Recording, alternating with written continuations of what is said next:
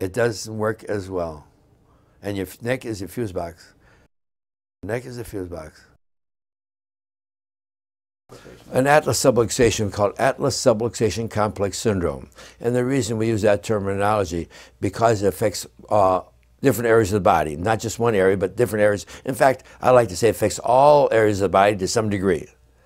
It affects, as far as we're concerned, on the high blood pressure research program that we put forth, we found out that they associate high blood pressure with the autonomic nervous system. That means every organ in your body was affected as far as stress at the base of the brain. If we lowered blood pressure, it was because we affected the autonomic nervous system. And that's very important for people to understand, is that if you have an atlas subluxation, you're affecting more than just the muscles of the spine.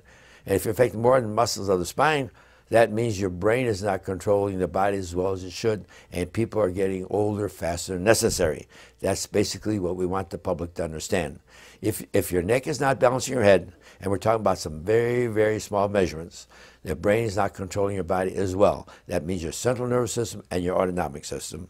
And it's a factor in every disease unless you're ingesting a bunch of chemicals. That's the way I look at it. Why people get sick or have frequent colds is because the brain is not controlling their body as well.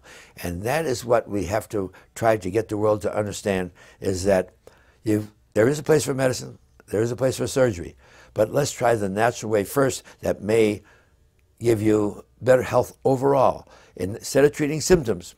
In fact, the worst diseases known to mankind have no symptoms until it's too late. So you don't want to wait for symptoms. Whenever I take stress out of the base of the brain, the spine comes back to a better balance immediately. And as for the muscle balance of the spine, I have a 100% correlation, because we take very accurate x-rays, we mark the x-rays very accurately, and we know how to slide while I'm saying this, we use the atlas. Wait a minute. The atlas is the only freely movable vertebra you have in the spine. So therefore, we can use it as a crowbar or as a lever to move the head and neck back to what we call the vertical axis. And what is the vertical axis? If you draw a line up from the middle of your 2 feet, that is called the vertical axis.